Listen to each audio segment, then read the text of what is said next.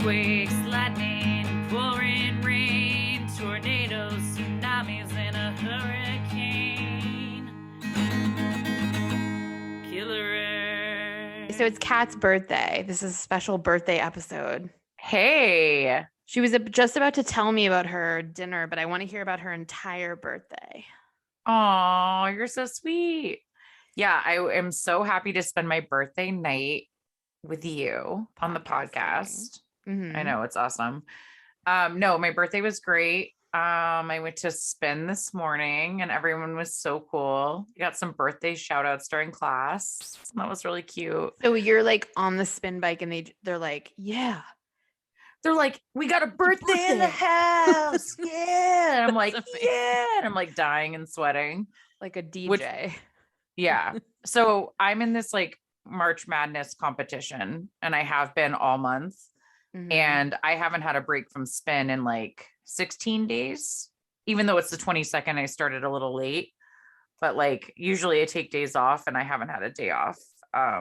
So it's been really like challenging, but it's been really fun. Is it the same experience for you every time? Like, do you notice getting in better shape from it, or is it? Oh, I'm dying every time.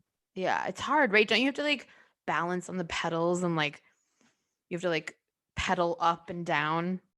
So like, yeah, there's like dance moves. You have to like do dance moves with your upper body. So impressive. Like you put like a lot of resistance on, you know, your legs so that you can get up and like not be like touching the handlebars sometimes. Like sometimes you're doing like a crisscross, if that makes sense.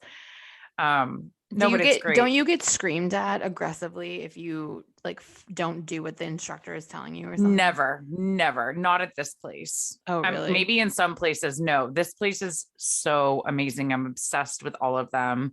They're like so encouraging. Like every time you come out of there, you're like, oh my God. Do you go in the front row or the so middle? I've been avoiding the front row, but then I've been coming so much that teachers like are like, hey, move up to the front. And I'm like, really? And they're like, yeah. And I'm like, I don't think you want me up there because like you do end up watching the people in front of you to see what they're doing. And it's like the superstars in the front. It's like and they're really good. Like a fast song comes on, like the whole goal is that you have to like go to the beat. So they'll play some like really aggressive fast songs and your feet are going so fast. And and the fast songs like always get me, but I had a teacher, Julia, shout out. She like moved me to the front and she was like, oh my God, you can totally be in the front after I was done. I was like, thank you so much. So you want to be in the front? No. That's so like you, by the way, to be like, thank you so much for this thing I don't even want. Because you're so sweet. You're like, you. Well, I mean, it was a challenge. It was like a cool challenge. So I ended up appreciating it, but it's like scary because people behind you like follow you essentially. Cause like the whole point is that you're like going with the whole group of you're going with the energy of the whole group. So like you're all doing the same dance move. Right. It's kind of weird. And like the lights in this class, like they go really dark. So sometimes like you literally can just be in the dark and it's really nice. And then when the lights go on, they're like, you're like at a club. So it's kind of fun. I took one spin class one time years ago in Portland, Oregon when I lived there and it was dark. It was like a nightclub. But I remember when I moved the bike, I like bashed it into my shin. Oh no. And like no one would help me like get the bike to where I needed and it was really embarrassing. Well, you have to be measured. Like when I first went there, like they took the time to be like, okay, you're this tall. You need like the back and the front to be this tall. Like it's a whole system. Yeah, I would think they would help you figure out like the best seating arrangement or like how high up the seat is. And once you know, like every time you go in, you have to adjust your bike. So like, I know my measurements by heart. So that's like what should happen. But my friend Matt was like, you want to come to spin? And for the longest time, I was like, yes, but no. I was like, I'm going to die of cardiac arrest. And now I'm obsessed. So I'm doing this like competition, and it's been crazy. So I did that. So that was fun. That. And then what else did you do? I worked a little bit, and then I was like, I mean, I love you work, but I was like, I need to get I do love my day job, but I was like, no, I'm not feeling this. And so I went to go get a pedicure and manicure. Yeah. Love you, Nate. Sorry. No, it's not that we don't love the company we work for, but it's like nobody like, oh my God, I don't think a lot of people like love work on their birthday, you know? Yeah, no, I mean, yeah, I did the important things that got them done. And then I was like, I need a pedicure and manicure. So I did that. So that was really nice. Nice. And then I went to yoga. Oh my God. I know. So much working out. I know. I love it though. It's like so good for us. Yeah. And I go to the Portland Power Yoga. I'm shouting out to all my people right now. It was really great. You sweat a ton. It's like 95 degrees and whatever. So that was good. And then I came back, and my neighbors, they're so sweet. So I live in this like apartment building, and it's a small apartment building. It's like 12 units, but I'm really close with my neighbors. And you know, they decorated the whole hallway with balloons and like streamers. And then like, that's so nice. Marielle, like my neighbor, was like, hey, let's go to dinner tonight. And, you know, for me, like, I'm usually with you on my birthday. I know. Like the past few birthdays. And it wasn't anything like this month, I was like, you know, I'm busy. I have like these things going on. You're like, I'm going to Florida like soon. And I was like, yeah, let's just skip it.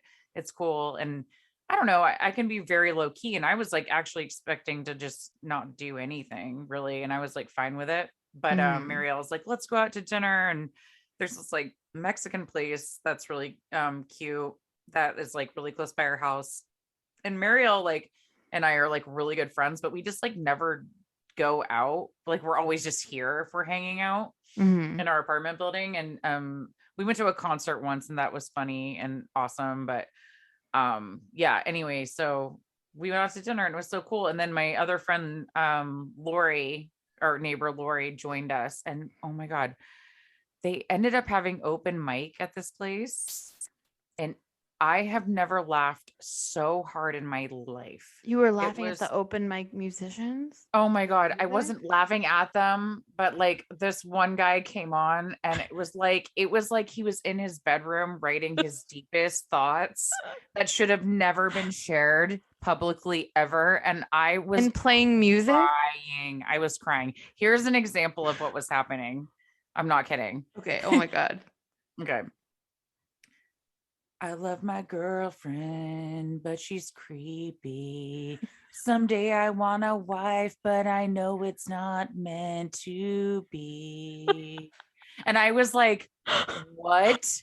And I'm looking at my neighbors, and they're like not facing the stage. I'm facing the stage. They're not. And they're crying, laughing. And I'm like, oh my God, this person can't see me. And then there's another song about the devil. Like, no, he was like, anybody Buffy fans out there? And I was like, you know, I've seen the show, but so long ago that show was so long ago. And he's like, Buffy fans, and we're like, I don't know. And then he starts singing this song, and he's like, I'm gonna slain you vampires and your red eyes. You might as well go to hell or to the Vatican. And I was like, what is happening? And I lost He's mixing like Buffy and Twilight, I think. Oh my God, it was so bad. Are you sure that this wasn't like so comedy? This was like singer-songwriter? This is why I don't know. This is why it was so funny, because I was like, this is a joke. But then I realized, I think this is very serious, and I could not tell. And so afterwards, I didn't realize that the guy was sitting right behind our table, like with his family and his mother, who the whole time was serious. Oh, that poor family. Oh no, but the mother was so serious because Lori, my neighbor, was like, okay, the table behind us is like really into this. And we were like, we weren't laughing like rudely. We were just like, oh my God, what is happening? You just said though that like they were laughing hysterically. Like you said they were like dying laughing. Well, we were, but we weren't like, how will you cover that up?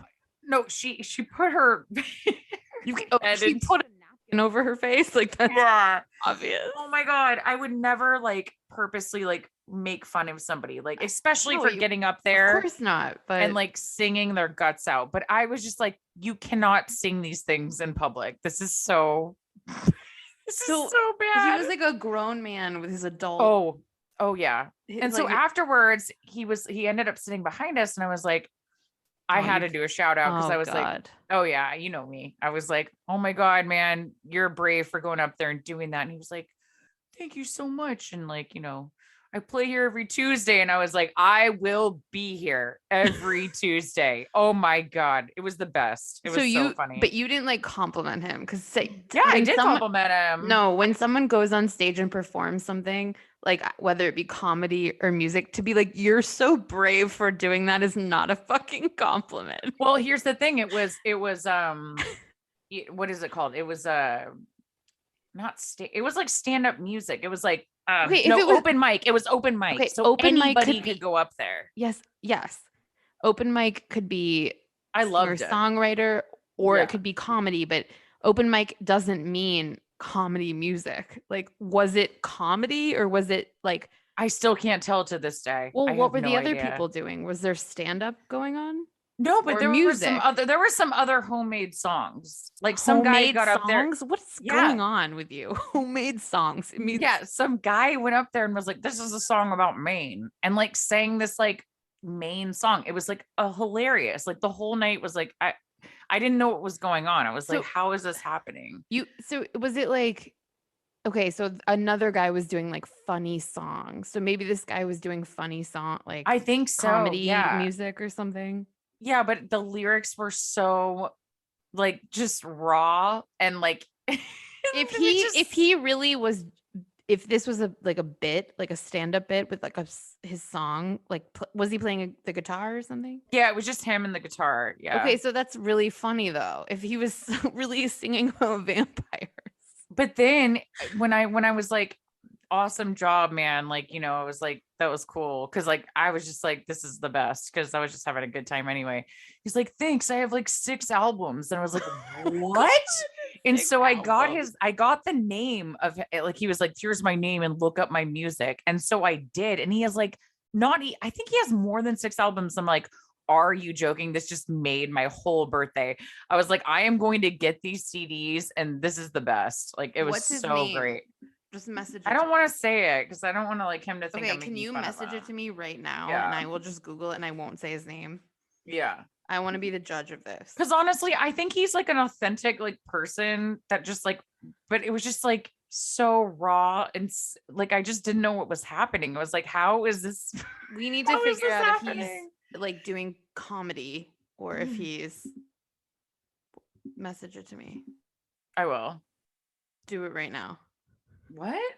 Message me his name right now. All right, I already have it up.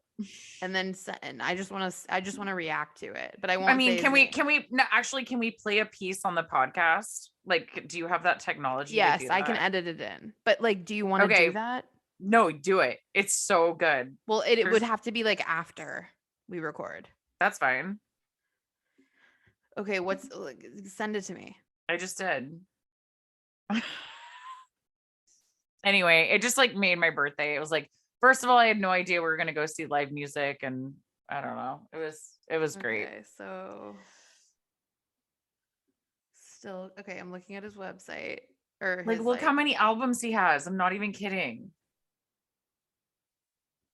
I can't tell from the website if this is if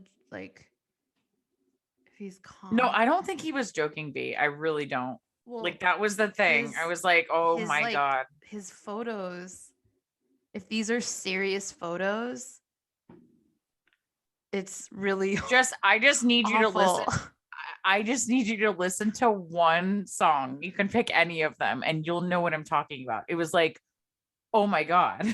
But even his photos on like his hosted website on like this platform he's sharing his music on, that I won't say, if these are not supposed to be a joke, they have to be. They have to be. I don't think they were, V. I really don't. And like that's why I feel really bad talking about it, because I don't want to make fun of anyone. Oh my God, he still has a link to his MySpace. Oh my God, it comes up. I can't. He's Oh my God. I'm so sorry. I feel like an awful person because listen, like I said, it does take guts to like go up and like play your music. But to me, this is like, holy crap. It's so good. It was so good. Honestly, it like made my birthday. I was So like, I'm playing yes. I'm playing his song right now just in my headphones. It won't. Okay. Just play it. I'm gonna react. You can edit this. Oh my God. There's like a child playing the xylophone.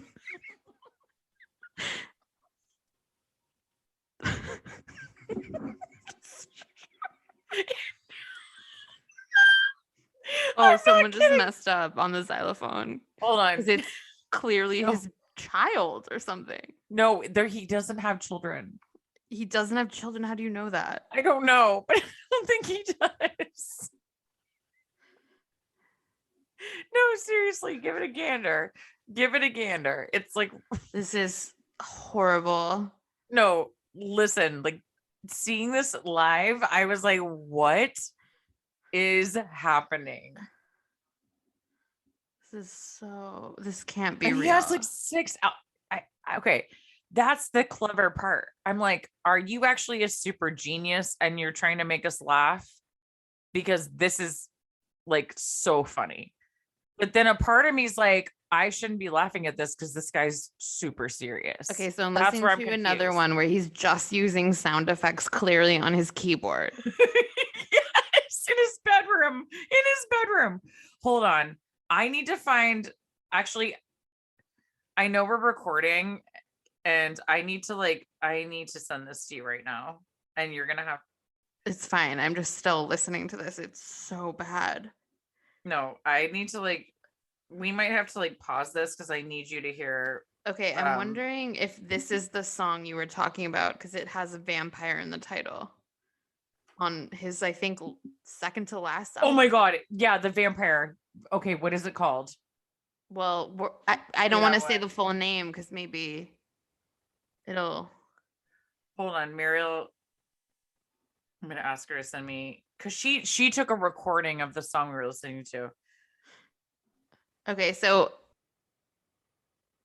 I can't even. I had just paused it. The album cover is like him with like what looks like a mask you use to rob convenience stores. Yeah, it's like really creepy. And he's holding 2 guitars up in like a yes against a brick wall. And like the guy on the stage was like dressed in a plaid shirt and he wore a big fanny pack. Okay, he has a fanny pack on his like main page. Okay, Mariel is sharing the song and I'm gonna hold it up to my recording for all of you. Okay, I don't know if we can share that.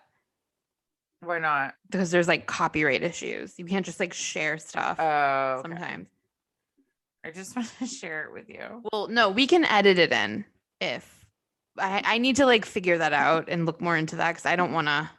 I feel like people put like recordings in their podcasts all the time, but it depends on how long it is, and I mean you can try it, but okay, she's gonna send it to me. Anyway, he looks we'll probably have to edit this, but he looks like a luchador in this. What's that?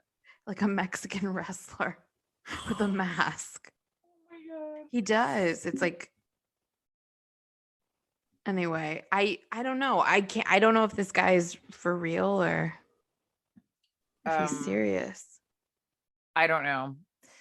But anyway, it was freaking fantastic. I was crying. I was just like, was anybody else in the audience laughing? Well, okay, here's the thing. So the owner of the restaurant came up to us and he goes, yeah, we saved the best for last. And we were like, what are you talking about? As we're like laughing. And he was like, the singer. And I was like, oh, okay. And he was like, I don't know. It was weird. Like he thought it was funny too. So I don't know if it was like a joke or serious or what it was, but it was just so funny. I don't know. It was great. Wow. So like years ago when I was on a road trip with my ex-boyfriend and my brother, they met a guy in a bar in San Diego who claimed he was like this amazing musician, like singer-songwriter, and he gave them his CD. And we listened to it later, and it was the worst. I can't. I won't even say it was the worst thing I've ever heard. It was unreal. Like it didn't. I couldn't believe this person was like thought they were a musician. He was Australian and had like come over to the US to like try to make it big. Yeah. And we were dying. I mean, I know there's a lot of people in the world that, I mean, you know, that perform live and don't have talent. I know. And like, you know, the guy had talent for just his lyrics. I mean, it was just, I feel like that's not I don't think it was so unreal. I don't think he had I think you're being so nice to him, but it sounds like he just wrote super basic lyrics about vampires. Oh God. And rhymed them. Oh my God. I think I'm out of liquid because I laughed so hard. Like not in his face, but I was just like hiding, you know. But if a table of people were laughing that hard during a non-comedic performance by a musician, like, well, we weren't like loud. We were just like, you know. But you can tell like when you're in like a space, if people are like covering their you know, they're laughing. Yeah. I hope that wasn't us, man. So, I wanted to just reflect also on like your last couple of birthdays, like really quickly. Aww. So last year you came to Vermont for like a literal week. Yeah. We didn't record any podcasts. I was supposed to come for like 3 days, but then I was like, well, I'll extend it for a week. But you ended up staying for a week. We recorded 0 podcasts, even though that would have been such a good opportunity. We wore our Killer Earth hoodies around my small town in Vermont, and people were really confused. Yeah, that was awesome. We went to like the only local bar. We went to a sugar house that my mom's boyfriend hangs out at because he like helps. Yeah, and like for you guys that don't know, it's like where they make maple syrup. Yeah. You slept pretty much every day. Yeah. All day. Toward the end. No, I think it was like pretty much all day every day. Yeah.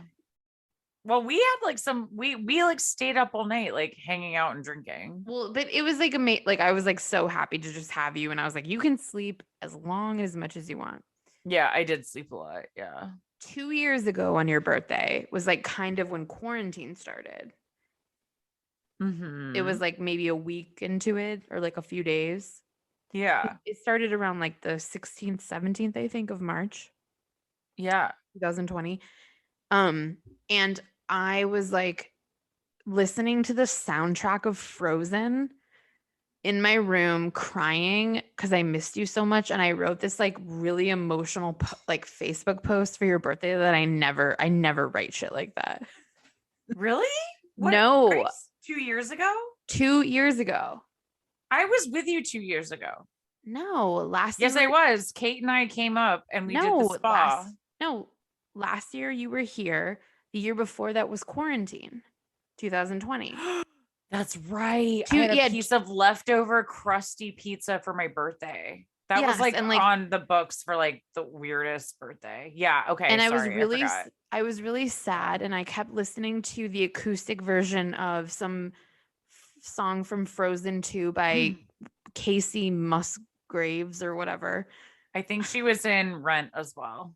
Okay, so I was listening to that over and over again because it makes me cry, and I was like typing you this emotional birthday Facebook post because I missed you so much, and it was like so uncertain what was going to happen in the world. Like nobody knew if people were going to like survive. Like people were getting sick. That was so weird. Yeah. Yeah. No one had toilet paper. Cause like, you know, this time 2 years ago, I remember our last day. I don't think you were still in the office, but I was still in the office. And March 16th, I remember, was the day that everyone was like not working. I came to Portland with Lola to get her passport Yeah. in February of that year. That was like the last time I had seen you. At Best Western, where we stayed there with a pool. Yeah. Yes. So, and then 3 years ago, you were here on your birthday? Yeah. I came with Kate. And you came for your birthday? Yeah. And we went to the spa. Oh, yes. We got a hotel room in a town like half an hour from me at a Hampton Inn, and we went to this spa. Yes. Okay. Yeah. And we got massages. Mm-hmm. And then I told the waiter he was like really hot. And so we kind of got kicked out of a restaurant because you were so drunk and like hit on the waiter, and then like you went outside to smoke a cigarette, and the bartender came over to our table. You and Kate went outside, and the bartender came over to our table and was like, "Here's your bill, please leave," because you're a friend. And then we went swimming in the hotel pool, and there was a group of children with their mom, but she like wasn't paying attention to them. She was like drinking a twisted tea, like talking on her cell phone. Yeah. And you were drunk, and you gave them like this long lecture about life, and you mentioned like several super personal things about your life in this chat. And Kate and I were just sitting there like, oh, they weren't like little, they were like teenagers, I should say. Like they were probably between like 12 and like 15. Well, they were already like being sassy, so I was like, no, they were dying. They were laughing. So they were like, I was like, do you really want to know about life? You think you do now? Because I thought I did at that age. I was like, no, you were like, go out and live your dreams, and then you don't, and then somebody ruins it, and then you got to pick yourself back up. Try that. Like you were saying shit like that. You were like, oh, you want to do that? I'm not going to even mention the personal things you said, but you're like, you want to do that? Because this is what's going to happen, because it happened to me. That's what I did. And they were like, what? You know what? I give it to you straight. It was so funny. Oh my God. How the times have changed. Oh, yeah. So one of the things we've talked about this, about how you were married before Sam and you got divorced. You were talking about that. You were like, you marry someone, you meet them, they're great. Then they turn out to be terrible and you divorce them and it ruins everything. Like you said something like that. These kids are probably going to be like, okay. But then the mom started listening and like was laughing at the advice you were giving, because nothing my advice must have been pretty good then if the mom wasn't mad at me. I mean, it wasn't, you were definitely throwing out some things there that I probably think that age bracket certain parents wouldn't want them to know, but like overall you were giving them this really heartfelt like advice. Like I always have good intentions, everyone. Yes, you weren't. It might be like, a little cray sometimes, but no, I have good intentions. Yeah, I'm gonna be a good mom. I'm gonna give them to them straight when they're like 7. Be like, oh, you're gonna be an amazing mom. Do that. Yeah. And then I don't remember what we did the year before that. What did we do? I think you were still in Portland then. Possibly. Yeah, I don't remember. I remember your birthday, but sort of the mailboat birthday. Oh yeah. Yeah. I came to, why do you label it the mailboat birthday? It was like one of many things we did. I know, but that was such a fun party. But that was wild. It was after I'd moved to Vermont. My birthday's in April, and I brought 2 of my girlfriends from here, Rachel and Ashley, up to Portland to meet you and Kate and Sabrina. And we went on like the boat in Casco Bay that goes to all the islands. Yeah. And it was just like, I didn't have my daughter with me, obviously. She was with my mom. So I was like, I'm going to go a little crazy, and I don't know, like. Well, we call Lola the baby shield because when the baby's around, we're good.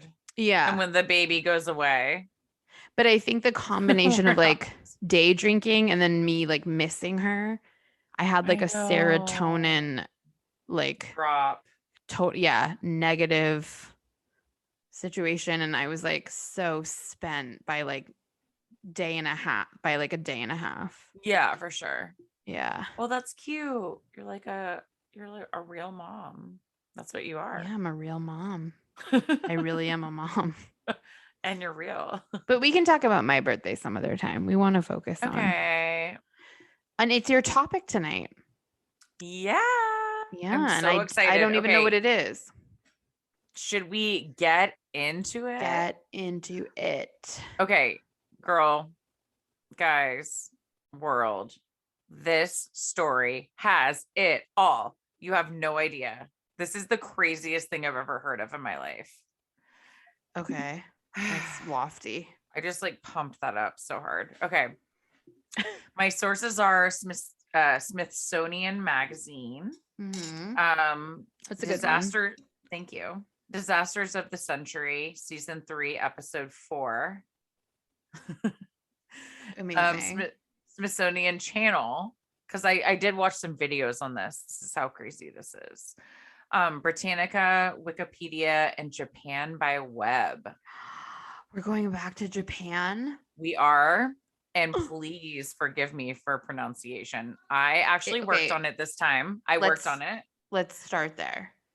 It's not okay. How do you pronounce that word? What? Pronunciation. Pronunciation. It's pronunciation. You keep saying pronunciation. You said it in our last couple episodes. It's pronunciation. It's not pronunciation. Like a nun. Like pronun. Pronunciation. Okay. But the verb is like to pronounce. But the noun is pronounce. Well, get ready for a wild ride, because I don't think this is going to get any better, because we're going to Japan, baby. Woo! It's not going to get better with the pronunciation. All right. Here we go. Crazy story. All right. We are taking it to Tokyo, baby. Nice. And all right. I'm covering the 1923 earthquake of Kanto. Okay. All right. Cool. Can I just say what, like, okay, you were like, we're doing the 1923 earthquake of Kanto. Like, you just buried it in like your voice. Kanto. It was supposed to be like this exciting thing. You're like, we're on a ride, baby. And then you're like, to Kanto. Oh my God, I'm dying. To Kanto. Okay. Yes. Okay. So in Tokyo, Japan, it's surrounded by Tokyo Bay, which is also known as the area of Kanto. So it's like, it covers like the Tokyo Bay area and like surrounding country or cities around it. Okay. So this area has one of the highest frequencies of earthquakes in the country. Kanto is located in the Rim of Fire. Is it Kanto or Kanto? Kanto. Okay, because which is it? Is it Kanto? It's Kanto. Spell it. Oh my God. Stop. Okay, Kanto. It's Kanto. And I did watch videos on this, like documentaries. So it's Kanto. I should have said Kanto. I'm sorry. Okay, so don't say Kanto. Ooh, I won't. Okay. Sorry. Oh, already starting. I told you this is like a problem. You're so bad. I have like a problem. I'm sorry, you guys. I'm sorry to all you listeners for disappointing you weekly. We don't have any Japanese listeners, so it's fine. We don't? No. Well, where are you guys? Come on. Well, they're probably not trying How do you to know? listen to this. Because of the downloads? Yeah, we can see what countries we're downloaded in. We've never been downloaded in I almost maybe like we Japan. Yeah, see, you're Japan. You're messing up too. Okay. So Kanto, wait, did I do that again? Kanto. Yeah, okay. Okay, so Kanto is located in the Rim of Fire, which we've talked about, which is basically the ring of fire in the Pacific Ocean where earthquakes and volcanic eruptions occur. And this includes so you have Japan, New Zealand, the Pacific Islands, and it goes all the way around to Alaska, Washington, Oregon, and then down to California where the San Andreas Fault is, and it continues to Mexico and Central America. So that's like the Ring of Fire. And so going back to Tokyo, in 1923, there's always been like a ton of earthquakes and seismic activity, but for the first 20 years of the 20th century, there was a decline in seismic activity. So, like 1900 to like 1920, there was really nothing going on. And there are fewer earthquakes and fewer opportunities for stress underground to be released. So in 1921 and 1922, there were 2 earthquakes that occurred, but it only caused like minor damage. And it happened, like the damage happened south of Yokohama, which is like south of Tokyo. It's still on the coast. And then it also happened in Tokyo as well. So these 2 minor earthquakes happened, but like that was pretty much it. Okay, so in 1923, there were about 2.5 million people living in Tokyo.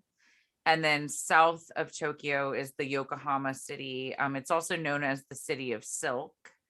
Like a lot of silkworms and all that stuff was there. And you mean they were making silk? Yeah, it was known as it was known as the city of silk where they made silk. And it was also a well-known international port of over 400,000 residents. So like ships were like in and out of this port, again, close to Tokyo, but not Tokyo, like south of it. And then, okay, so Saturday, September 1st, 1923, it's a really sunny day and it's really hot. And there are a few strong winds that are like left over from an overnight strong typhoon. So a typhoon had just like come in and it like passed, but there was like a bunch of winds. So September 1st, 1923 happened to be the first day of the new school term. So things were like really busy in the city. Like all the kids were like, about to go to school. And just before noon, businesses and families are lighting charcoal fires in preparation for lunch in Yokohama. So back in 1923, that's what you did. Like, and lunch was a really big deal in Japan. Like, obviously it's a big deal everywhere. Like everyone wants to eat lunch, but I feel like it's like not a big deal here. Like nobody cares if you eat. Yeah, maybe not. I guess not. I feel like so many other countries are like, yeah, during the day, like have lunch, even if you're at the office. Yeah, because I guess it's definitely more tradition, like especially at this time, it was like we eat lunch, like this is what's happening. Here it's like eat your sandwich at your desk, you fucking lazy piece of shit. Eat your fucking egg salad sandwich at your desk, or you're an asshole. Yeah. I mean, we didn't experience that at our office that we worked together. Like we would go to lunch all the time with our boss and like our other coworkers. Oh my God. Yeah. He's the best. No, but America's very like, you don't get breaks. Yeah. It's like you need to slave at your desk and eat, and you only get 2 days vacation a year. Yeah. It's like you get 7.5 vacation days. Yeah. Figure out the half. Yeah, it's so stupid. So they're all lighting fires for lunch. Things are happening. Kids are going to school. Okay. So Yoshiko Miyamitsu, and I did listen to this in the video. That sounded good. Thank you. She's 13 years old and she lives with her family in Yokohama.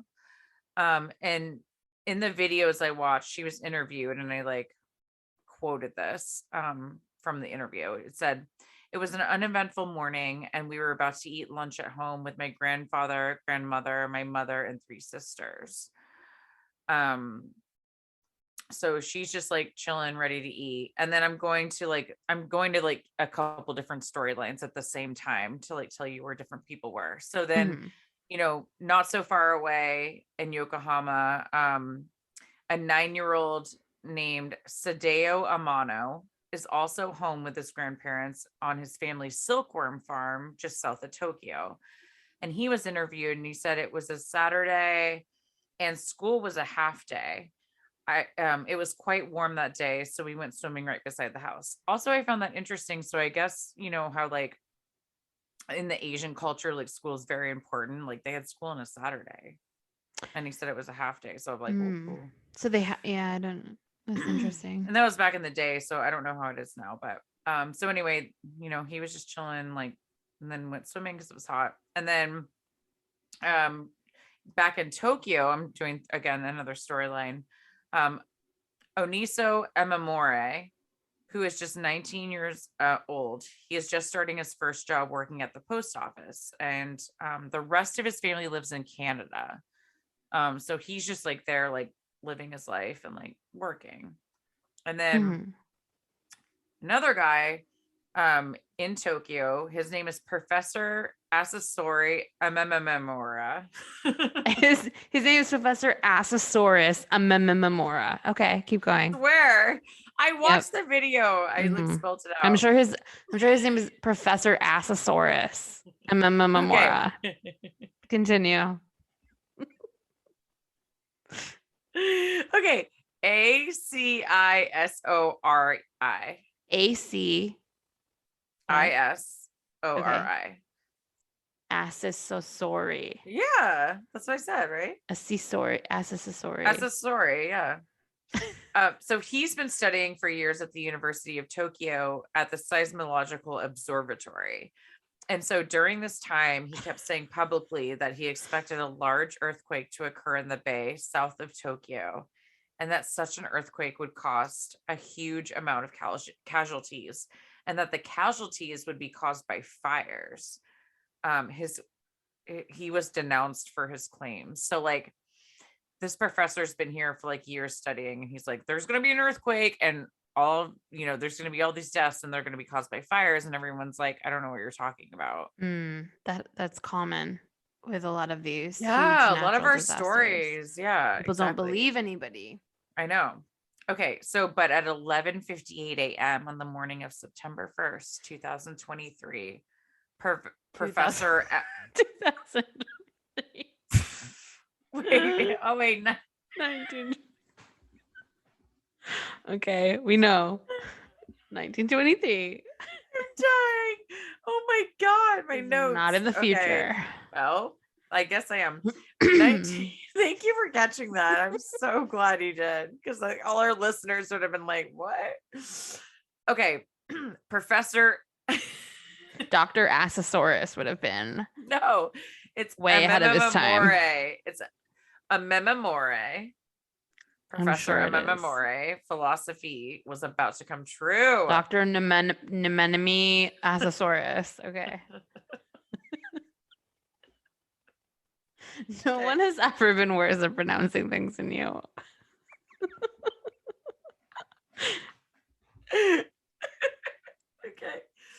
Okay. So his philosophy is about to come true. Let's just go there. Okay. So he's actually his prediction.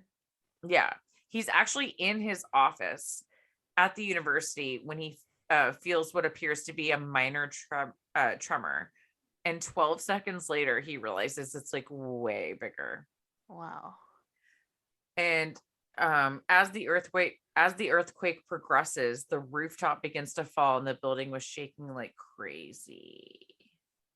So not far away, back at the post office with the 19-year-old Aniso Emamori, he and his fellow workers start running for their lives as the building was shaking. He witnessed a fellow worker who was running behind him, and he disappeared between two large cracks and was never seen again. Oh my God. Yeah. No way. No, this story gets so freaking crazy. Okay. So he's like running away. That's horrible. And then back at Yoshiko, the 13-year-old who's eating like lunch with her family, which is about like 30 kilometers away from Tokyo. Their home is shaking and pieces of the ceiling are falling everywhere. In the interview that I saw, and I quoted, I felt violent shakes to the side. I was really surprised and kept screaming. The walls started to fall down. Doors were moving and things on the shelves were falling. Terrible things were happening. All of the children held hands and went outside, but the ground was cracking. And if we fell into the cracks, we would get stuck. I was crawling, but I kept falling because the shaking was so bad. So like, even when you're trying to get outside, it's like, obviously that's a smart thing to do if things are falling on you, but like, the ground's cracking. Yeah. So basically what was happening is that a 60 by 60 mile segment of the Philippine oceanic plate ruptured the thrust itself against the Eurasian continental plate, releasing a massive burst of tectonic energy. So it was a mega thrust. Wow. I think so you meant continental. Yeah. You just said continental. Oh yeah. I don't think I'm gonna pronounce. I'm just gonna correct you. No, I'm correcting you on every time. Good. I hope you it's do. Your birthday. Like, this is your birthday podcast. Yeah, but like this is every podcast I do. No, it's not. Yeah, sometimes. Yeah. Okay. So it was a mega thrust. That's our favorite. Yeah, I know. Okay, so the earthquake measures 8.3 on the Richter scale, but I will say that I did a lot of research and some people or some resources said it was 7.9 on the Richter scale. It was really weird. It was like 8.3 or 7.9, so I couldn't figure it out. Every time I've done an episode about an earthquake, I think I've done a couple, there's always like a different Richter scale reading on different. I don't know why it's varies. Yeah, me either. And obviously, like, if anything like higher than like, or 7.9 or 8 happens in the ocean, like sometimes like you can't even feel it, but you'll have the tsunamis. But like if you have something like that in a city, it's like detrimental. It's horrible. Yeah, for sure. So it was especially high in enough. 1923. Like what? Oh my God, the infrastructure like back then? Well, the horizontal shaking motion wreaks havoc on the wood and concrete buildings of Kanto. So the earthquake was south of Tokyo. And it's like, if you go further south towards the actual earthquake fault, it was closer to Yokohama. So like Tokyo was like really affected, but Yokohama was like closer to the fault line. So 12% of the homes there had collapsed. So yeah, It was really bad. Yeah. So the way Japanese buildings are constructed at this time, they're made of wood, but the roof is made of ceramic tile. Oh God, no. Yeah, horrible. So the swaying, beautiful, but not. Well, yeah, great. Yeah, of course, not great for an earthquake. Exactly, that's what I meant. Yeah, like it was swaying and then collapsing like very quickly, so it was horrible. So farms and villages in the countryside also suffer. In Yokohama. And so going back to Sato Amano, who is the 9-year-old on the silk farm, he was swimming, near his house with friends when the first tremor hits. And in the interview, he says, at first we couldn't get out. Of course, everyone was trying to get out and get home right away. 90% of the houses were all torn down by the time they got out. So fortunately, after they made it out of the water, Sadeo reunited with his grandparents and older sister, and they were safe, but many others of the countryside did not survive. Wow. So they couldn't get out of the water they were swimming in? Yeah, like, the tremor, I think some had reported it anywhere from 4 minutes to 12 minutes. That's insane. Yeah, like way too long. Like, and it was violent. So just as like, have you ever been in an earthquake? No. So I've been in a couple of them. Ew, because you lived in Seattle? I did not live in Seattle. Where'd you live? In Portland, but I did not. No, I didn't experience Portland, Oregon. That's right. Yeah, but I never was in an earthquake there. There was an earthquake in when I lived in Vermont when I was in high school. it just hit and like we all felt it and it like shook. I remember it shook my bed and it like woke me up. And then I remember in Portland, Maine, there was an earthquake and it was mild. But yeah. And I was like at my friend's apartment, my friend Hannah, and I was sitting there with like my friend, like our friends, like Guthrie and Sky. And like we were just watching TV, hanging out, and like our whole building shook. And it lasted a few seconds, but it was the most terrifying. It just felt so crazy and like awful. Yeah. We're just, so everything is scary. shaking. And so I can't, like my point being to this side note, I can't imagine being in something like that longer than like a couple seconds. Oh my God, I know. Yeah. It really is Absolutely. really scary, even if it's just like 3 seconds where just your whole building is shaking. Yeah. And you just experience shaking, not like cracks where Right. people are falling into them and like never seen again. Like, what the hell? Like, that's not even cool. I have a lot of cousins in San Diego and they've been through earthquakes their whole life and they are just so used to them. Like we're used to snowstorms here. So I'm not trying to sound like, there's many people that know what it's like to like go through an earthquake, but if you've ever really been through one, it's really just so intense. Yeah, my sister was in one in LA recently, like 2 years or maybe a year ago, 2 years ago. She said it was the scariest thing and it was like a really small one, but she was in a high rise and she like things were falling off and she was like, I'm not going to make it. That's so scary. Hell no. Especially being a high rise. No, yeah, no. Yeah. Okay, so down at the docks of Yokohama, like I said, it was like a well-known international port. It's Japan's biggest port, actually. And it's the gateway to the West. Hundreds of well-wishers were seeing off the Empress of Australia, which was a 615-foot luxury steamship bound for Vancouver. So like literally this like ship's about to take off. It's like all luxurious or whatever. And people are like there to wave them off. And then all of a sudden they witness the earthquake. And I have a quote. It said, "The smiles vanished, remembered Ellis M. Zacharias, then a young U.S. naval officer who was standing on the pier when the earthquake hit. And for an appreciable instance, everyone stood transfixed by the sound of unearthly thunder.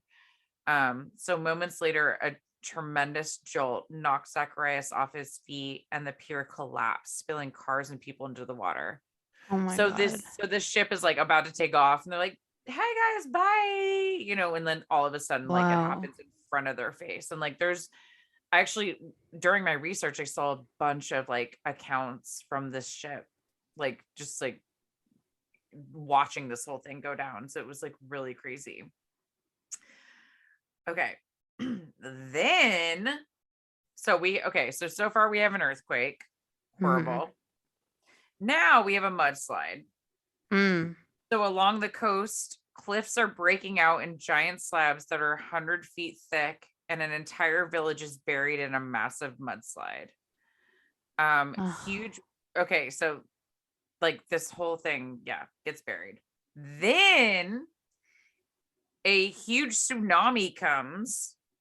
It's 40 feet high. It washes away dozens of villages and kills like hundreds of people.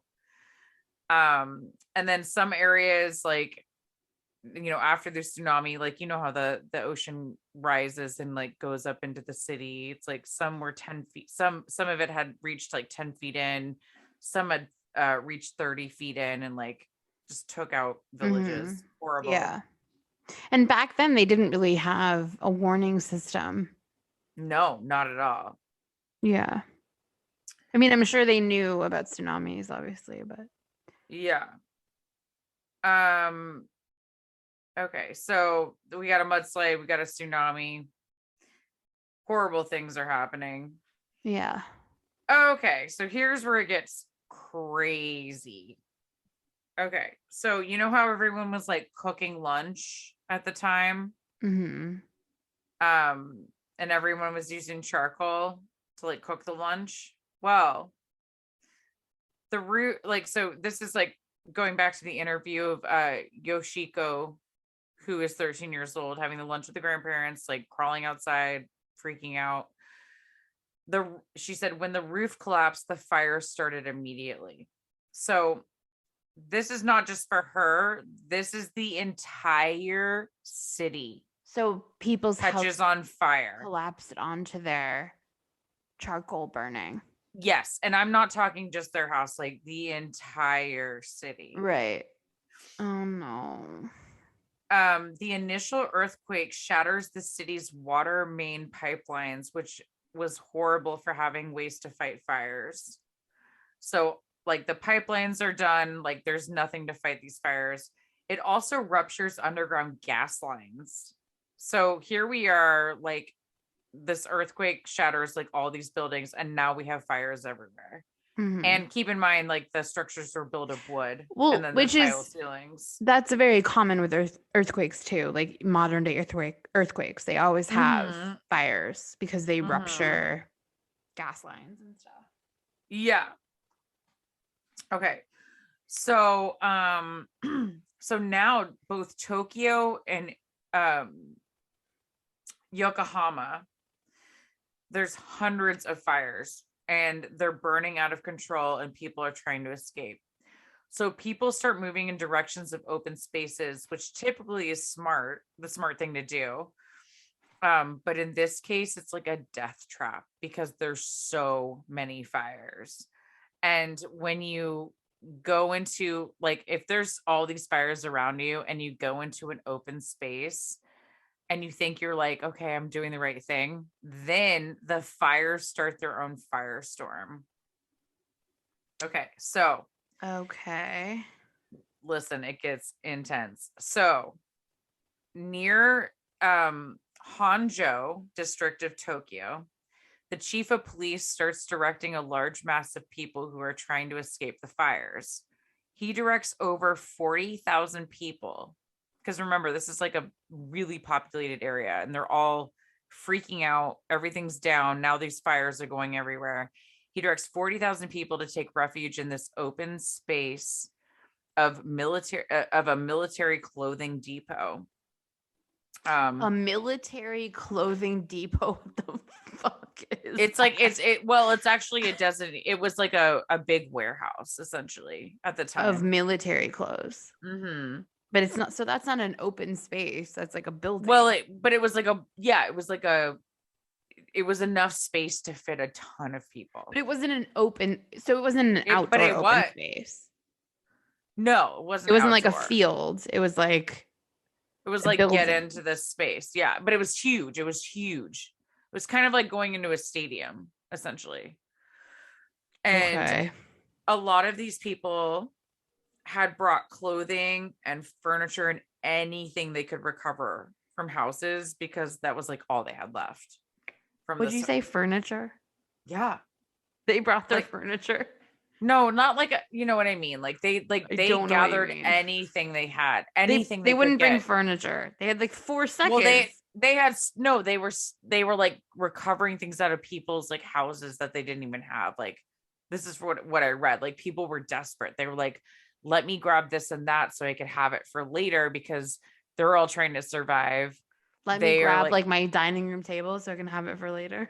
No, you know what I mean? Like pillows or like, you know, stuff like that. Like,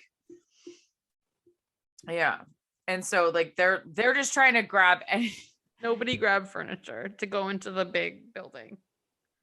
No, but crazy. Like, it's not like, I guess furniture is the wrong word, but I'm saying like they were grabbing anything like household belongings, like personal belongings. Yeah, but it said furniture in the thing. It's 1923. I don't know what they're doing. Like a chair, maybe, or like I don't know, because like they were like, we have nothing left. Like the place was already destroyed, right? And now there's fires, and now they're like, okay, let's go into this big space.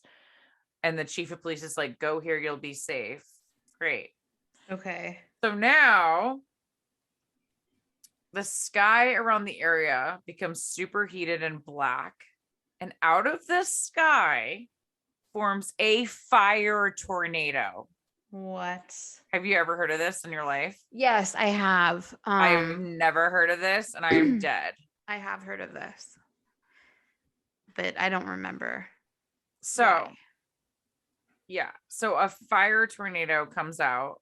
It's spawned out of the fires, like the surrounding fires, and it's hot enough to melt metal. It has winds of hurricane force, and it's superheated. And superheated updrafts of air.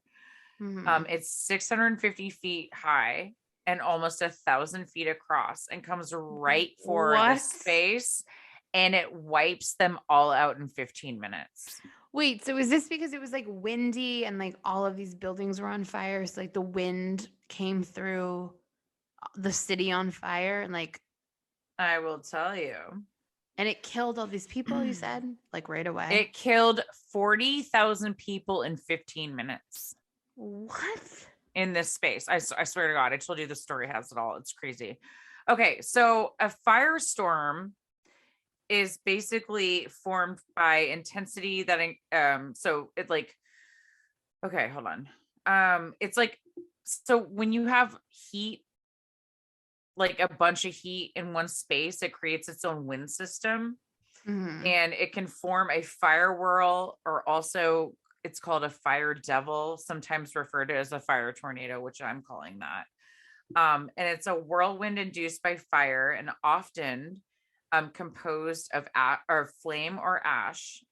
These start with a whirl of wind, often made visible by smoke, and may occur when intense rising heat and turbulent wind conditions combine to form whirling eddies of air. These eddies these eddies can contract a tornado-like vortex that sucks in debris and combustible gases. So this happens as the city is burning down. Sorry, can you hear that? Yeah.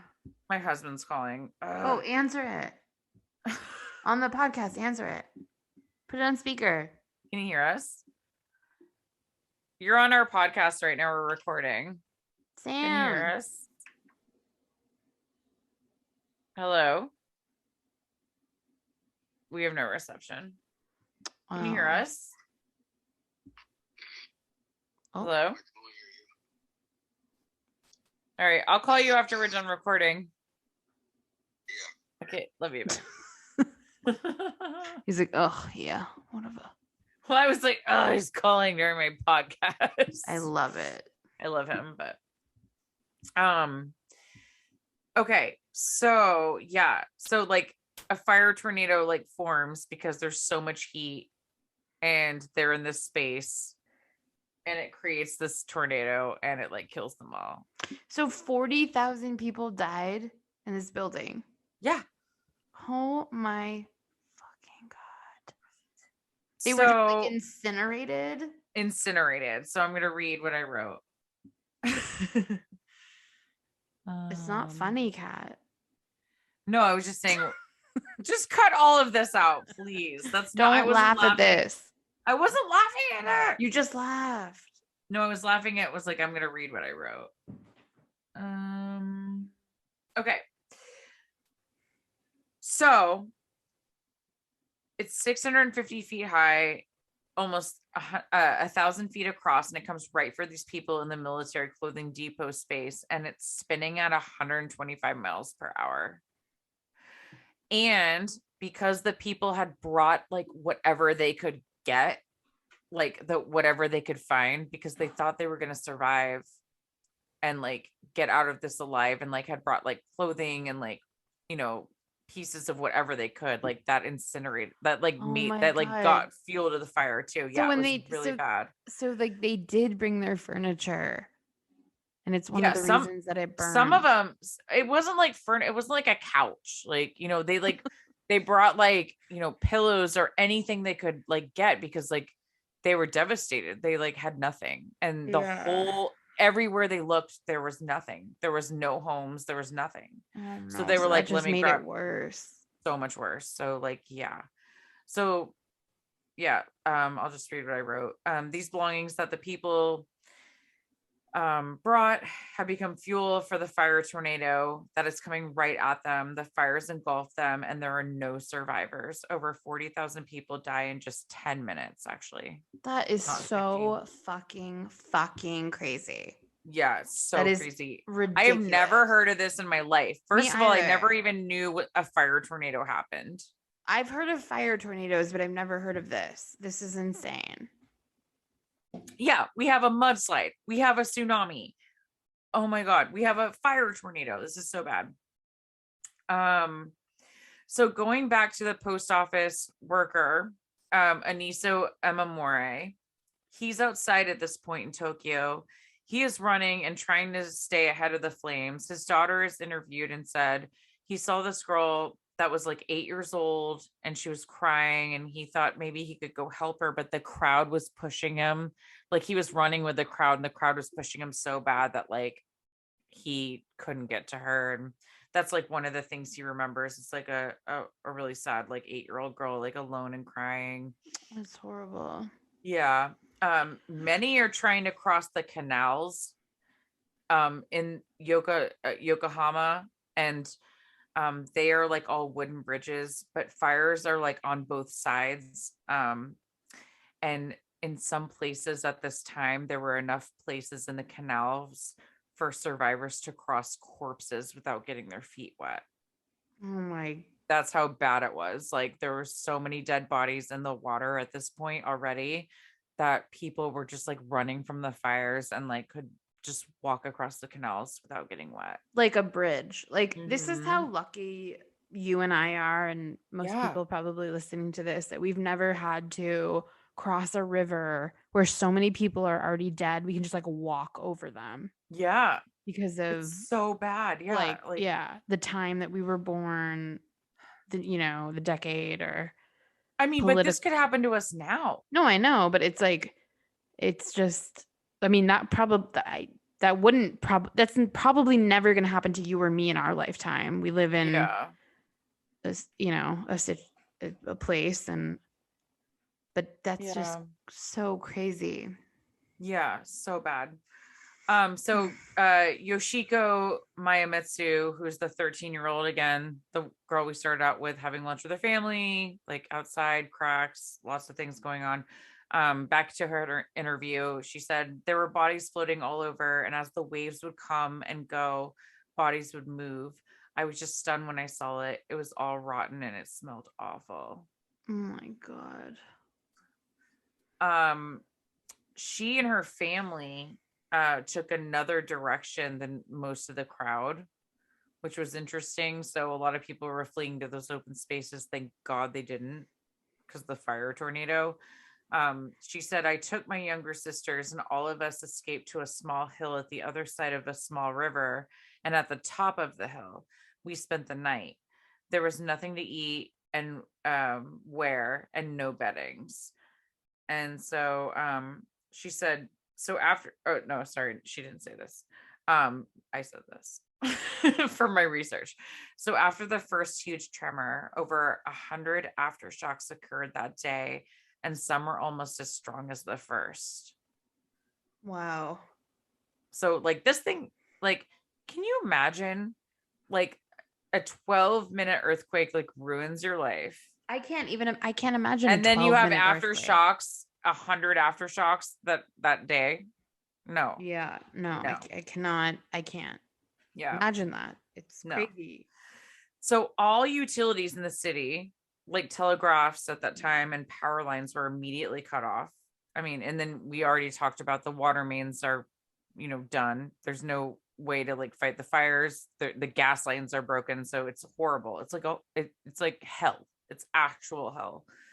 And Yokohama Harbor, the steamship Korea, which is another steamship that was there, it tries to send a distress signal to the governor of Tokyo, and there's no reply. So there's like no communication. So Tokyo and like everybody's like, there were also like, because it was such a huge harbor, there's other ships that like witnessed this whole thing go down, and thank God they were there, because they were like aid to a bunch of people to get out of the city and somewhere else.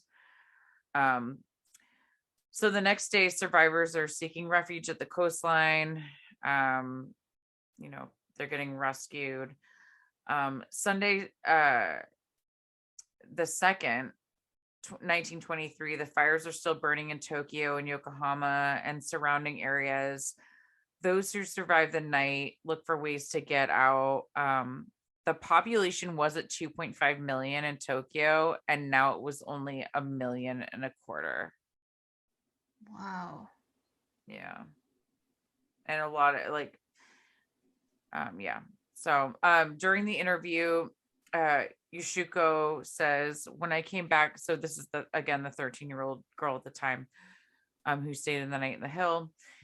When I came back the next day, there were almost no houses and everything was burnt. I noticed a person who had gotten stuck in a crack in the ground, and the fire came and they burnt to death. It was totally black. My God. Yeah. And actually, like, there's other notes I wrote that I have. I'm just trying to find it right now. But I did read that a lot of people, because the ground was so hot, a lot of people their feet got like molted into the ground and they died that way too. Like, yeah, it was like just everything was so on fire that like people just They were trying to run and they like just down the street and they couldn't because their feet got it was too hot. stuck. Yeah. Oh, that's awful. Oh my God. Yeah. Horrifying. Sadeo Amano, 9 years old, the guy, the little kid swimming, he said after 2 or 3 days, the water shut off. Then grandfather said, you better go down to the village to somebody who has a well and go get water for us. So that is what I did for the first week, carrying water home. So luckily he survived. It was just interesting to like watch him being interviewed, like surviving it as a young kid and like, you know, going through it. So I wanted to include that. So in Tokyo and Yokohama, stores, hospitals, and government officials no longer exist. The damage is 4.5 billion US dollars. Wow. Which is a lot. 95% of all structures were lost due to the fires. So like that was so interesting that like the earthquake did so much damage, but the fires are what killed it all, basically. The death toll is estimated as high as 140,000. There were thousands of bodies, many unidentified, who were like buried in cremation pits, which is really sad. It is sad when these things happen and there's just like a mass grave and your loved ones. I hate that. Yeah, like can't have your body for their own. I hate that. And there were about 1 million people homeless. Wow. So not only did these people die, there's 1 million people homeless after this. Japan just really, just because of where they are, geographically, being right on the edge of the rim of fire, it just like the ring or the rim, it just sucks. They have the worst. And like, I think in a one of our other episodes, I was describing the geography of Japan, and it's like this like long country, and it's really mountainous in the interior, and so like most of its population is collected in these coastal towns and cities. So when they have earthquakes and tsunamis, it's that much more devastating because there's such dense population. Yeah. And yeah, that's a lot of people to, I mean, 1 million people homeless. Yeah. Kidding me? I can't even imagine, like, I don't know. Yeah. It's awful. Like this story is so crazy. So the US, Britain, France, and a few other countries came to Japan's aid with medical supplies, food, and shelter, thank God. So Yoshiko, again, 13-year-old, I have to like keep saying that because I'm going in and out of stories. She said an American ship came with supplied blankets, 1 blanket per 2 people. So that's what you would get. Until then, we didn't have anything to cover us. Our hair was all wet every morning due to the dew. But after blankets were given, we put them over our heads. Like, I just, can you imagine going through that at 13? Like, No, I cannot. I can't. Yoshiko's family eventually builds a new home in their old neighborhood, but some residents, like Anitsu Amamore, who's the 19-year-old post office worker, has to move and rebuild his life in Canada where the rest of his family lived. And like, yeah, do that, please. Go I with mean, go to your family in Canada. I Where hope it's safe. I hope it was good for him and it was okay and he could get there and it was a good Yeah, thing. me too. We I don't hope so know, but too. I hope so too. I hope Yeah. Canada treated him well. Oh, Canada's like the nicest country in the world. No, I'm Come not saying that. on. I'm not Oh. saying like racially. I'm saying like I hope it worked out for him where he was Oh, able to yeah. be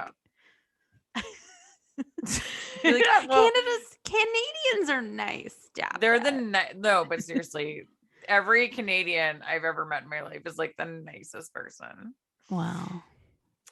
So this disaster founded a new way of engineering for future earthquakes, both in Japan and in the world. There was like a large conference after this earthquake. I think it was like a few years after, but the whole world came together and was like, it was a discussion on the issues of seismic design. Together. Yeah, the world. Who? So it was like a big discussion whether buildings should be flexible or stiff. Obviously, they should be flexible. The Great Earthquake was a turning point for Japanese people, and during the slow rebuild, they changed all new constructions to earthquake-proof and fire-proof buildings. So now September 1st in Japan is called the Day of Disaster Prevention. It's like a holiday. Oh, wow. And it reminds the Japanese to let me see. I wrote it down. Hold on. Let me see. Since 1960, September 1st, it's been designated by the Japanese government as Disaster Prevention Day, or a day of remembrance of and to prepare for major natural disasters, including tsunamis and typhoons, drills, as well as knowledge promotion events that are centered around the date, as well as awards and ceremonies to people of merit. Wow. And that is the crazy story of the 1923 Kanto earthquake. Holy shit. I knew there was a really terrible earthquake in Japan in the 20s, but I did not know anything about this. And I did not know there was a fire tornado. Yeah. That is insane. I didn't even know that was the thing. And actually, like, I feel bad because I was supposed to add this into my notes, but can I tell you a couple of things? Mm-hmm. So the landslide I was speaking of, I kind of mentioned it, but it's a thing. Obviously, the landslide was in the western Kanagawa prefecture, which is like it's basically the village of Nubakawa, and 800 people died there, which is like nothing to look over. So I wanted to like make sure I mentioned that because it's really bad and horrible. So it was a big landslide. And like in the same location, there was a major train station that was there. And I'm just going to read you this. So during the Great Kantō Earthquake at 3 minutes before noon, September 1st, 1923, the local train of Adamai Adawara line was traveling south towards Manazura and was stopped at Nabakawa station. The earthquake caused a mudslide which covered the station, sweeping the station building platforms and train into the ocean 45 meters down the slope on which the station was built. The Type 960 locomotive and the first 7 cars in the train were submerged, with only the 8th car remaining above water. The train disaster killed 112 people, with an additional 200 people living in the close vicinity of the station also killed by the landslide. The wreck of the train and tracks were salvaged and September 1932 for scrap metal. So yeah, that Wow. happened. But then listen to this. The Tokyo bound train on the same line, like right before this, was stopped in the middle of the bridge over the Napakawa River just before the station because it saw that the mudslide had taken out the station. And so it stopped. And it was overwhelmed by the 35-foot tsunami, which swept the locomotive into the sea, killing 6 people. My God. Yeah. This earthquake was a fucking nightmare. That's awful. Nightmare. Fire, tornado, tsunami, mudslide, fires, earthquake. Yeah, and it's all very much the geography of Japan. Also, I remember this from the episode I did. Prefectures. Uh-huh. I don't know if that's how you pronounce it. Prefectures.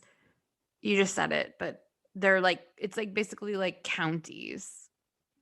Oh, okay. It's just how the country, like Japan, is divided into, it was like 40 something prefectures, I remember. Yeah. So that's what you were talking about. I honestly, when I read fire tornado, I was like, what? No, that's not true. And I've actually kind of seen one myself, like a very small scale, like a fire tornado. Yeah, like have you ever been like outside like with a bonfire and you saw like a burst of wind come and it just kind of spun it up a little bit? Do you know what I'm saying? Maybe. I don't know. I've seen that before, but like it never like occurred to me that it could be an actual like to scale. You know what I mean? Have you seen the movie Backdraft with Kurt Russell and fucking Billy Baldwin? But I should. I love Kurt Russell so much. First of all, if you haven't seen that masterpiece of American cinema, what's it called? Backdraft. Oh my God, tell me all about it. What's going on? Okay, I used to watch it with my dad. Because my dad, when I was little, was like during the winter, it's like 6-month winters here in Vermont. He was a groomer at one of the local ski mountains. So like he would work all night and sleep half the day. And then he would be like just hanging out during the day with me and my brother, sometimes my other brother too. And we used to watch this movie Backdraft all the time. And this is like back in the day when like you just had cable and like if you paid extra for HBO. Oh. So this movie, it's Kurt Russell, who is like one of my favorites. Yeah, you know Kurt Russell. Oh my God, I love him. Yeah. Overboard is my favorite movie. And yes. He's amazing. Oh my God. Yeah. And then Billy Baldwin, one of the Baldwin brothers, one of Alex's brothers. Oh. So they play brothers and they're firefighters, I think in Chicago.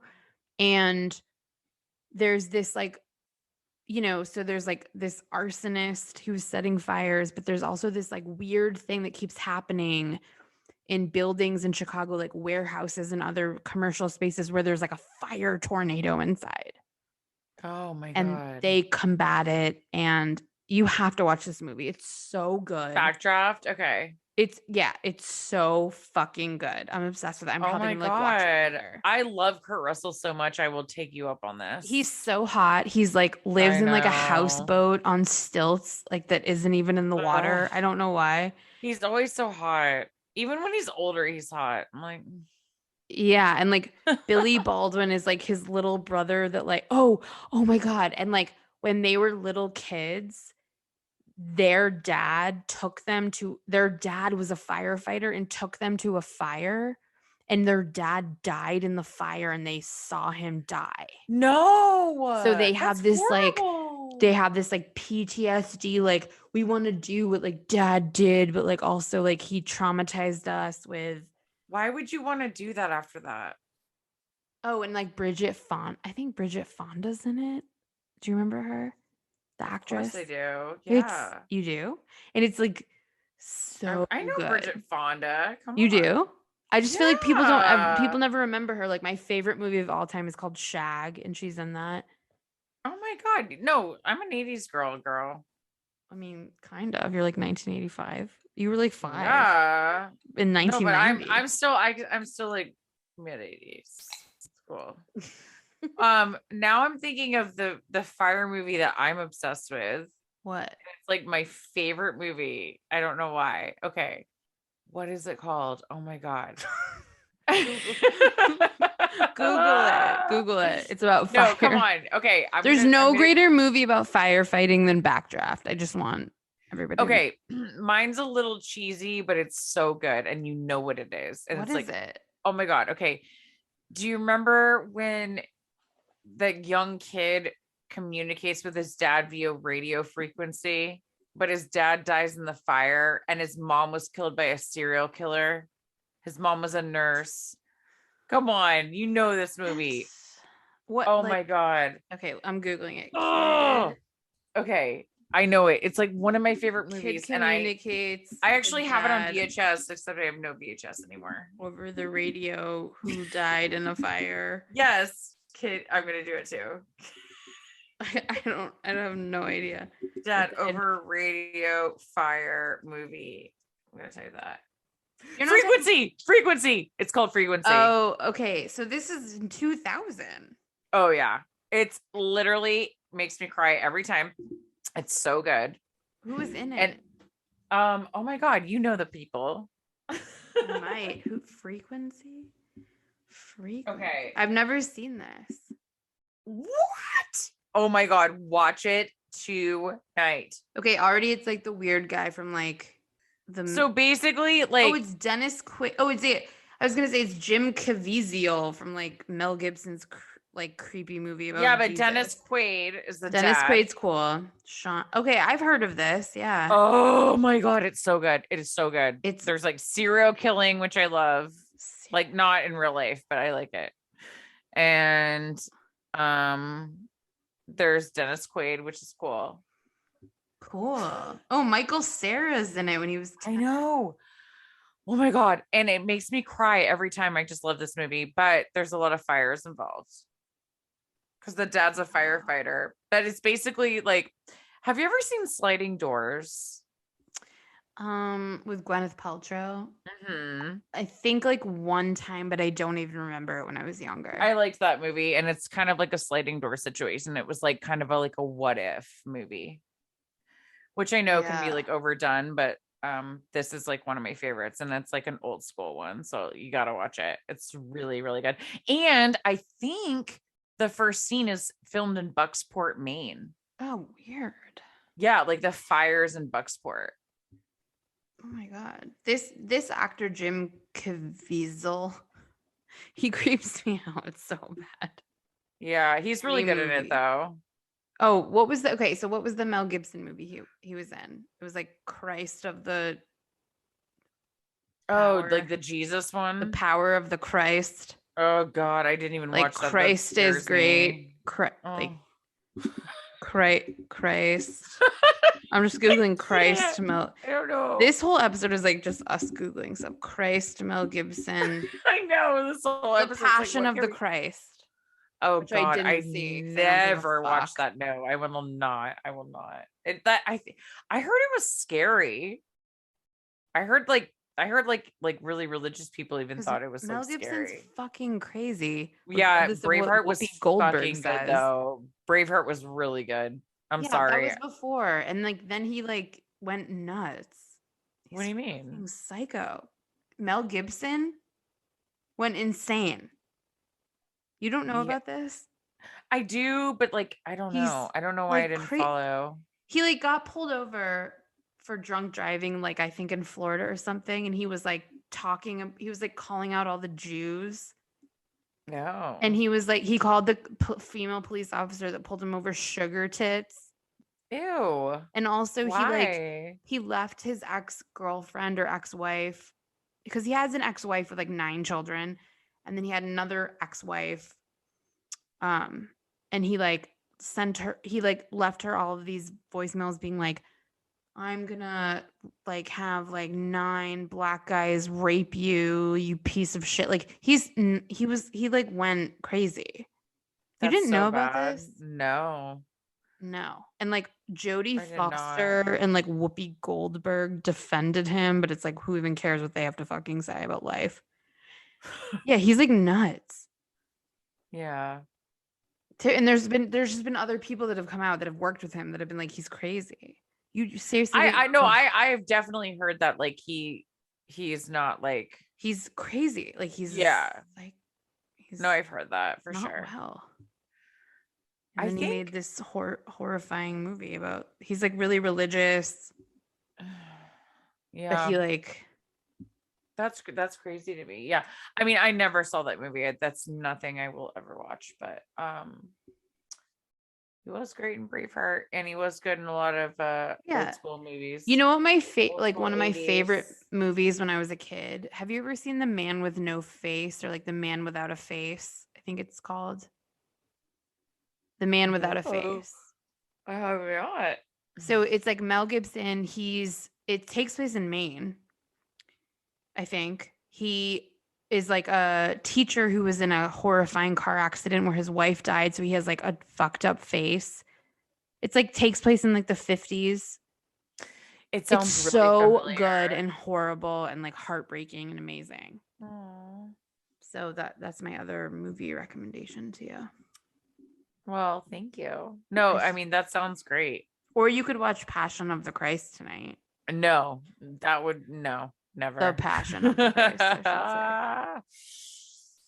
say. No, but Frequency is good if you want to see a fire movie. We're circling back to Frequency. I know, but it is a little cheesy. I'm not gonna lie. Of course it is, but you know what isn't cheesy? Backdraft. Okay, I'll watch that. So, yeah. I just liked Frequency because that had serial killer shit in it. Because like all I do is watch IDTV. And if for the international people, I don't know if you guys have that, but it's basically where you watch like serial killers and murders every day. It's not like I want to do that or even support it. It's just like I'm into true crime. So I had this weird urge halfway through the podcast to watch the newer seasons of Unsolved Mystery on Netflix as I fall asleep. Oh, but like I don't normally. Wait, is there a newer one? No, there's still 2 seasons, but I don't normally like to like fall asleep to like fucked up shit because I get scared. But like I kind of want to fall asleep to it. I feel the soothing sounds. It's like the ocean of the theme song soothing me.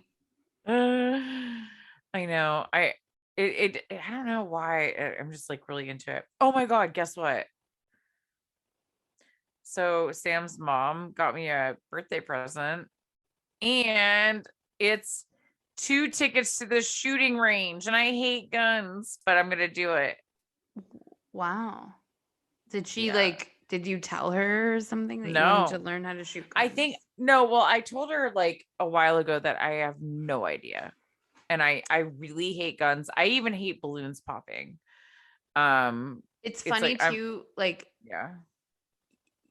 Like if you wanted to learn how to shoot guns, just like come here. There's like 10 people that would teach you. Yeah. Well, so Sam owns a gun and it scares the shit out of me. I hate it. It's like in our bedroom, like hidden, and I don't like it. I don't even like it in our room. Like I just don't.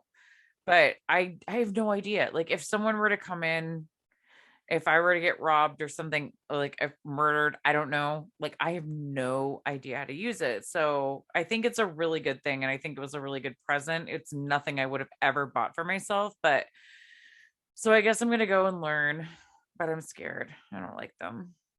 But I think it's a good skill to have. Like, and you know, even if it's not just like his gun, like just to know how to load one and like deal with it, I think is a good thing. I mean, yeah, I really hate it, but I'm actually really appreciative and love it. You know what I mean? Well, you know, you never know, I guess. Yeah. And you're going to need to use a gun. Yeah. Oh, wait, one more thing I want to tell you. Yeah. I don't know if I already told you this. But my neighbor came over and she bought me an artichoke. Oh. Because you love artichoke. I know. That's so cute. She wrapped it. Oh my God. She was like, I got you something. And I was like, oh, what? And I opened it up and I was like, oh my God. And it was an artichoke. It was so funny. For all the listeners out there, Kat loves to make a steamed artichoke, but she's almost like burned her apartment down before. Oh my God, so many times. But I make it every night. I make it every night. So I tried to make one time and like in honor of you like a couple months ago, and I was like, what? Why is this fun? It's like so much work to eat it. No, because it like slows down your eating. But It's like I just didn't. It was like, okay. it's like a salad. You like take a piece at a time. You like grab a leaf, scrape off the meat. You like dip it. I don't know. I wasn't into it, but Yeah, I have one every night, and everyone makes I fun know. of me. It's so good for you though. So it's like a good habit you have.